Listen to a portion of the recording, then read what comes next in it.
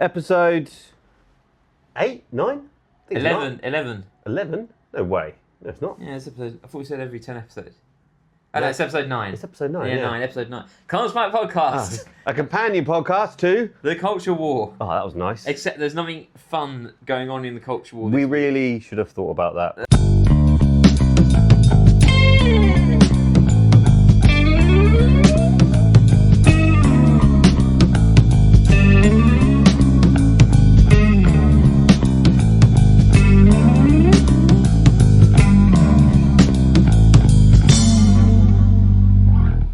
Before we decided to... The Culture War is more fun when it's my side kicking off about pointless stuff.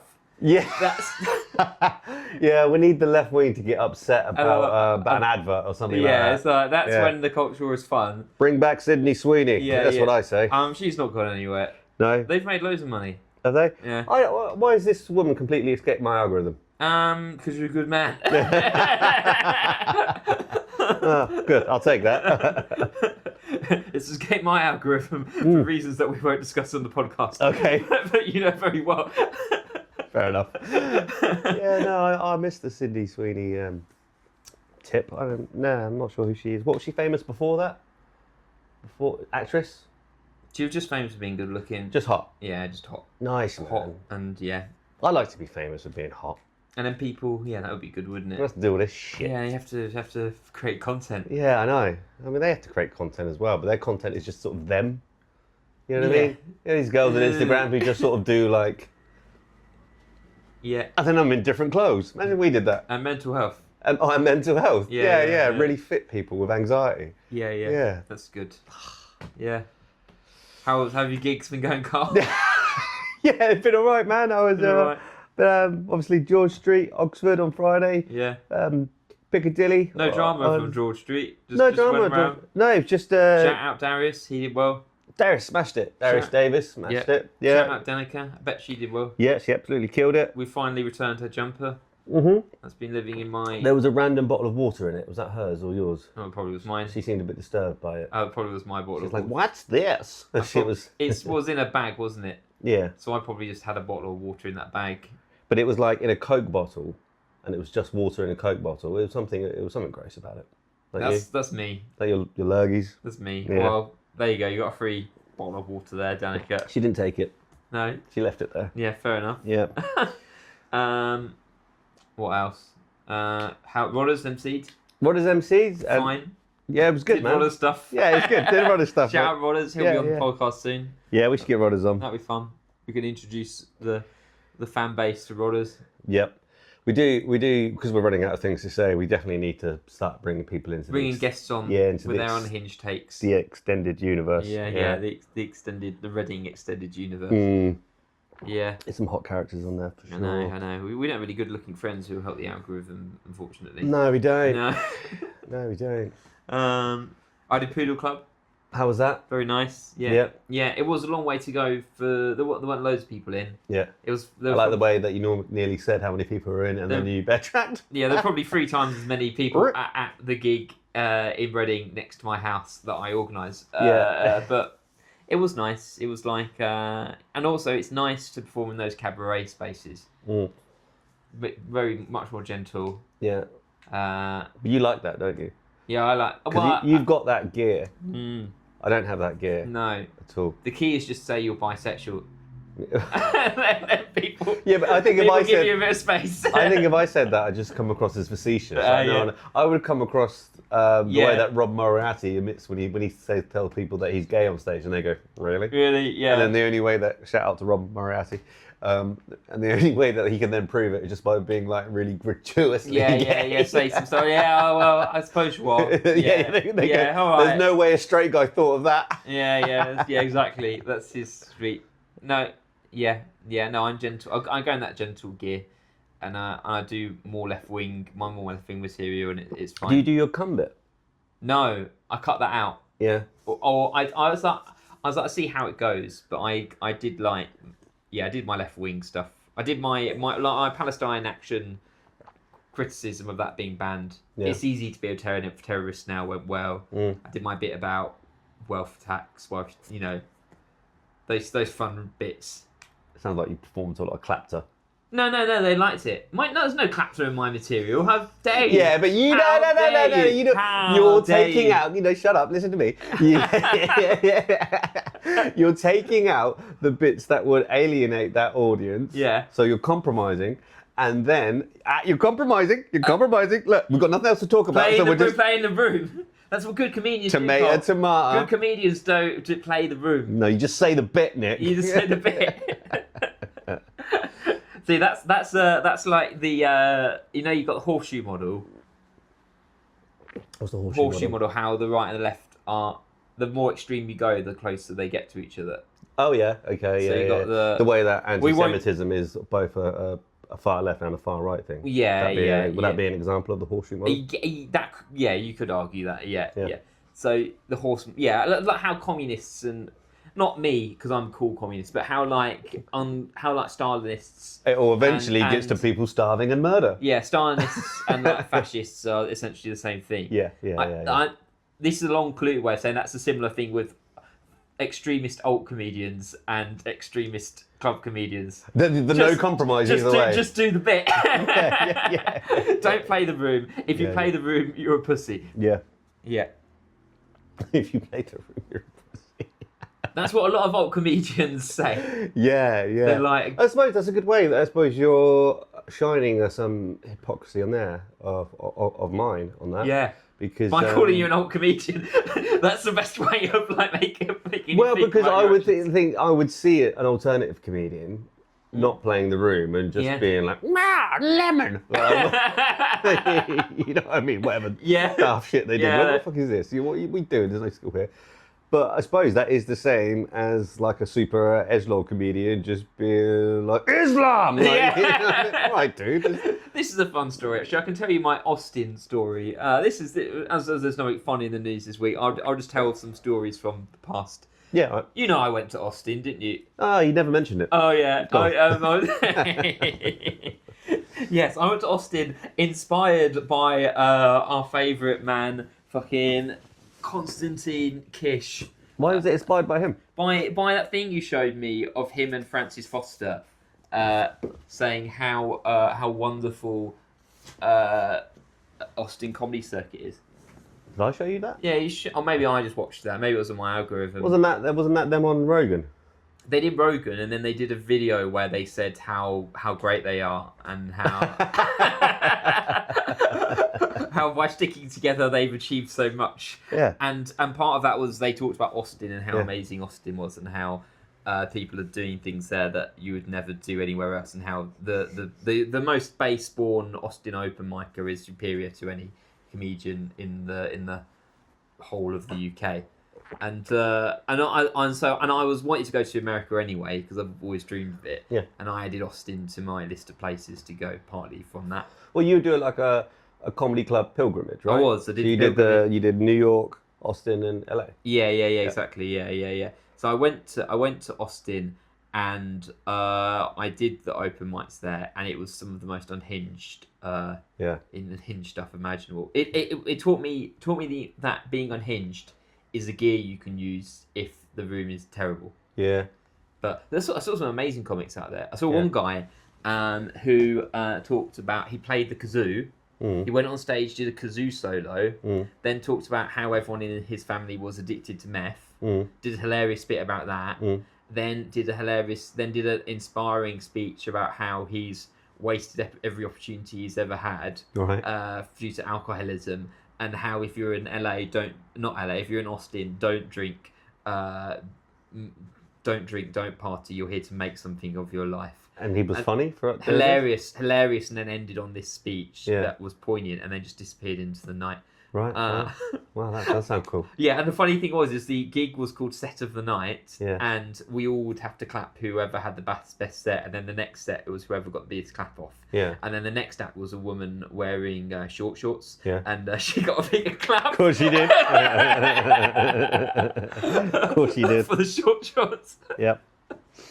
So the Austin comedy circuit's not that different then. No, it's worse. That guy was amazing. It's a lot of people. You can go on my YouTube. Yeah, you can go on that. You can go on my Instagram. The only bit of material that did well was me slagging them off. Oh really? Yeah. I was like, is this where you've got the audio? The audio, and then it's just a picture of an empty outside area because there were no audience members and none of the comics wanted to sit and be the audience, so it was just everyone around the outside of this garden, of this smoking area, basically, and then we all went on the stage. Right. It was so funny. The MC was just like, "Yes, this is what you deserve. This is what we've allowed for you." And if you go on the poster for that event now, it was 4 minutes. Now it has like crossed out, and it has 3 minutes. Wow. Yeah, it's tough out there, right? They know what it is in Austin. Yeah. They know what it is. But yeah, it's a lot of the comedians.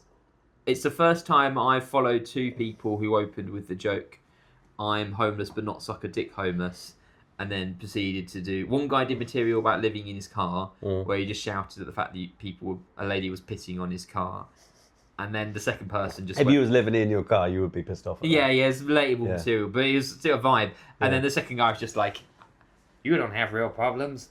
I could poke you in your eye and destroy your debt possession. Then you'd have real problems." I identify with the Mises in Rick and Morty because their existence is pain and my existence is pain. That sounds great. And I would follow that. Like, well, hello, these are my gripes about the British class system, everyone.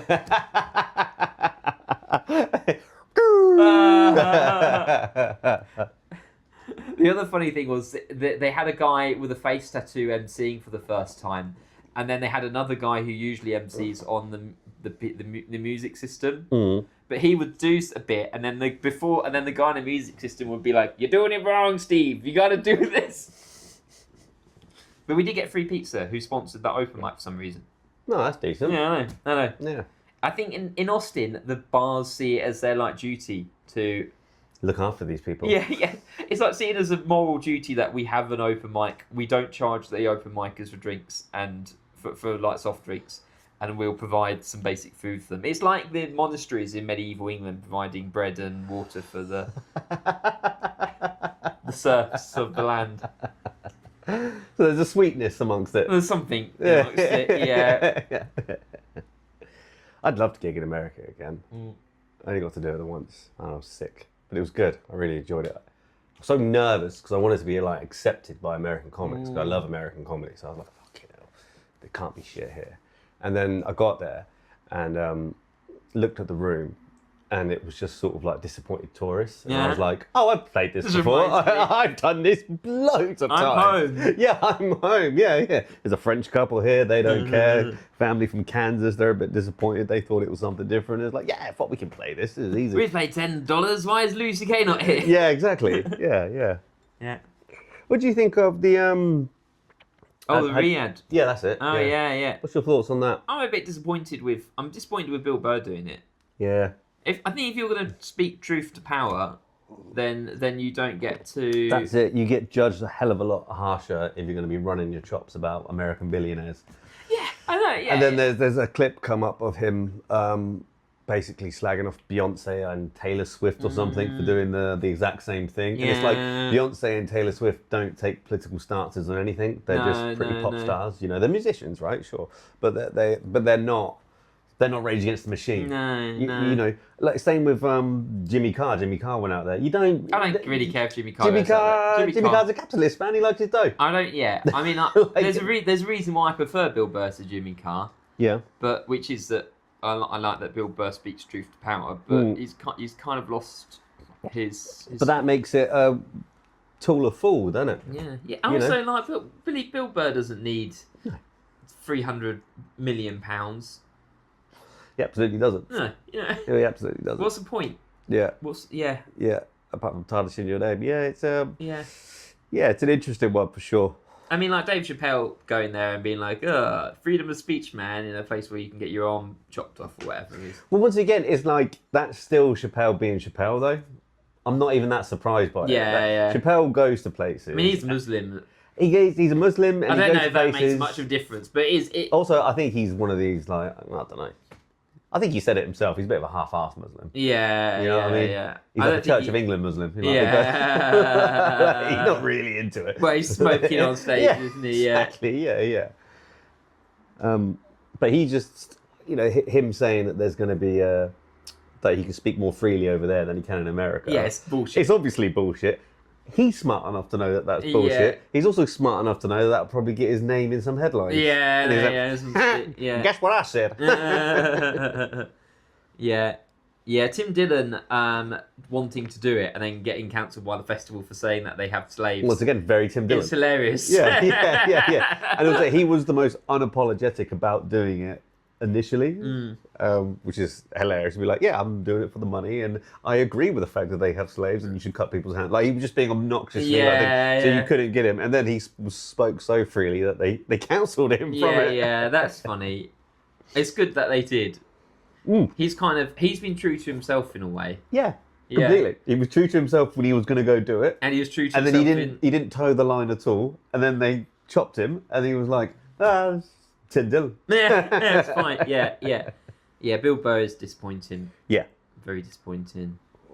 It's that thing of no one's offering me life-changing amounts of money to go to Saudi Arabia. No, anyone in anywhere near where we are in comedy, or couple of ranks above or below. Anyone in that, I would not judge at all for going to do it. It would be a life experience for them. I mean, because we know guys who go to, maybe not Saudi, but there's a fringe, isn't there? There's like a free fringe. Well, we know people who get flown out there. I know a couple, There's some guys who do that, and I don't really begrudge them to do it. I mean, I don't think they want Marxist bisexual comedians in the Gulf states anyway. To be honest. They might. We'll find out. No, but if that offer came to you, I wouldn't judge you for doing it. But, because you know. Yeah, it's different. Live in a shoebox. Yeah, you know what I mean? You're not changing the balance of power in society. No, that's just a thing you're going to do in your life. That's nice. It's fun. Yeah. And it'll be some memories and a bit weird. Yeah. Why the hell not? You could just tell grandkids or whatever about that one day. Oh, one day, guess what? I got danced for some royalty in Saudi Arabia. It's wild. You know, that's nothing. But when you... If you already live in a really nice gaff. Yeah, no, exactly. And and also you're seen as someone who tells the truth, and that's their stick. Especially when you're saying, things going like... against billionaires. So who's bigger billionaires than the Saudi royalty? Yeah, I know. Yeah, what did he say? He said something like billionaires should be put down like dogs. I know. Pretty fucking wild statement. I know. Not even I say stuff like that. No. You know, and he's already a man who's got plenty of money himself. He's obviously not a billionaire, but you could have just said no, Bill. Yeah, I know. Yeah. Cars Flat Podcast disapproves of you, Bill. Yeah. Hey, Bill. Do better. I used to listen to your podcast all the time. Then you started to talk too much about American sports and it got boring. Mm-hmm. And I'm a busy man. But but I've always liked the cut of your jib. Yeah, I like until now. One of my heroes. Yeah. Well, I assume nature, isn't it? What, greed? Yeah, not being able to for your own hypocrisy, although I don't know. Yeah, not knowing when your shit stinks or making excuses for yourself and why you do certain things. It's like comedians who go on about shit and then are landlords. Yeah. Yeah. Oh, let's bring it closer to home. Yeah. That's what I think. You're the Ryad Comedy Festival comedians of our pay grade. Yeah. all those London circuit comics, man, with that hidden money. Yeah. If you don't talk shit, you know how much you get paid for your gigs and enough for your gaff. Yeah. If you don't talk shit, then you can be a landlord. But if you're gonna talk shit, then it's a bit different. Pipe down. Yeah. That's what I think. You know, that's in the Green Party manifesto. I know, abolish landlords. Yeah, just straight up get rid of them. Yeah, not bad. Yeah. I mean, you've got to have a plan for how you're going to do that. No, they don't. They're the Greens. Yeah, it's a headline. Yeah. Are we going to build the 2 million council houses first? No. No. But we're going to hang the landlord. Yeah. Yeah, right on. Right, okay. Nice one, Zach. Yeah. Good. Should we send an email, get Zach on the podcast? Do you think he'll come? Well, Maybe. He might. I don't know. See what happens. Yeah. Do you want to read the Reading vote? Well, we have fortunately 14 listeners in Reading. Yeah. On a good day. Yeah, exactly. And it's usually if the name of the podcast is a bit more clickbaity. No, exactly. Yeah. Yeah. There's not much going on in comedy at the moment. I've not got in arguments with anyone. You got no beefs? I got no beefs. No. That's wild, isn't it? No. Other than me emailing people and telling them to use the correct email address. Yeah, that's not standard. That apparently is enough for me to get there is gossip in the comedy world, but I don't really want to address that. Oh yeah, you'll tell me that. We'll talk about that after. We'll talk about that Yeah. Oh, London circuit. No solidarity in London. I like both parties. That's what I'm saying. Everyone involved. Yeah. Generally, there's no solidarity in London. I mean. No.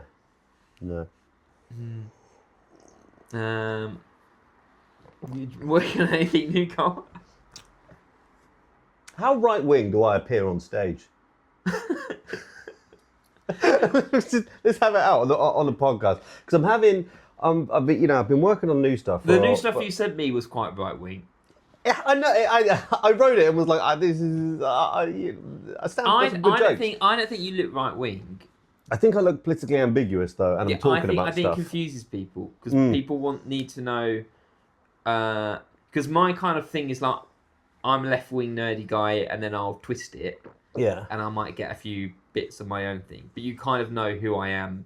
From the get-go. Yeah. Where I think people expect you to be, I don't know, because you're not doing the chilled, laid-back thing, are you, anymore? You not said really. That's dead. Well, yeah, but it's not even really by design. But you don't know how political you are either. So like, exactly. So maybe it is honest anyway. Because you don't really have an ideology. Not a fixed one, no. Not a fixed one, no. Yeah. Where maybe just listen to you a lot and tune out the stuff I don't like. Maybe you need to read more political philosophy, Carl. Maybe that's your homework for your I haven't got time. Got to read some John Stuart Mill. No, I don't want to do that.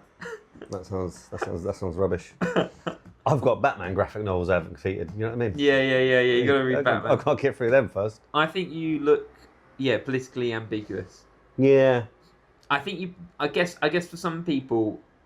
Well, we spoke about this. For some people, a man with strong opinions on things is already a red flag. But it's not even I have strong opinions on stuff. It's just, do some edgy stuff, but it's not like... No. Do you know what I mean? It's not offensive or mean. And this new stuff, I kind of basically got rid of my whole entire last act of like 4 years. Your last album. Yeah, the last album. Maybe you should make a comedy album to put Stoner Carl to bed. Yeah, maybe. No, that'd be nice. Yeah, maybe. We could film it at the Jane Street Tavern. Yeah. Farewell to... Fare thee well. So you forget material quick though, don't you? Yeah.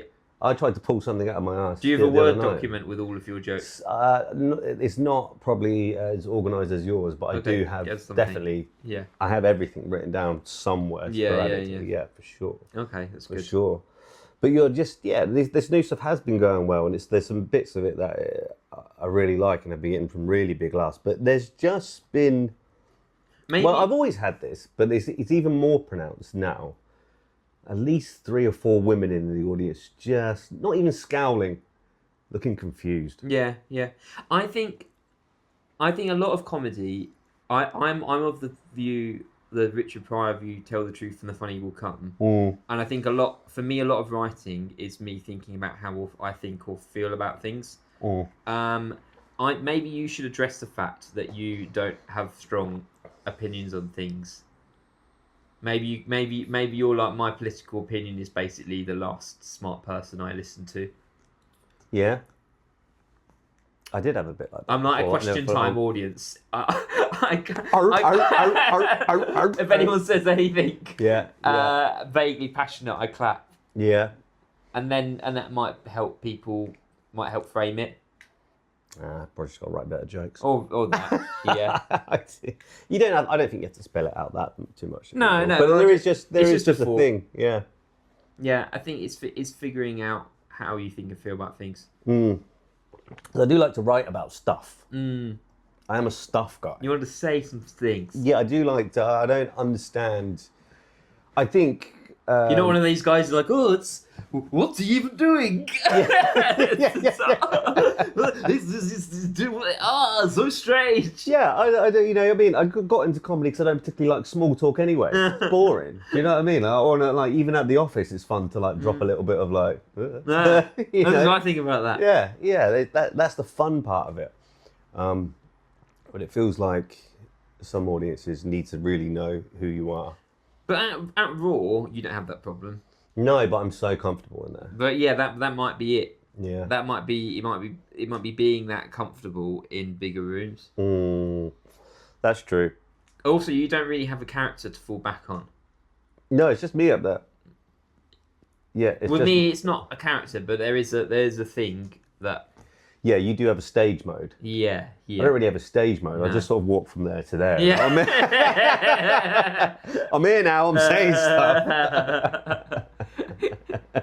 I amp it up a bit to put the audience at ease, though. Yeah. Because that's like, if it's a crazy guy saying crazy things, that's less. It's less stressful for them than me saying crazy things. Yeah. It's a. I think comedy puts everybody into a mini existential crisis. Yeah. It does. It's a light one. Well, I've got to change because a lot of my material is me being this, the nerdy guy, single nerdy guy who's a bit of an idiot. Yeah. But that's changing. Yeah. If I I've got a beautiful girlfriend now.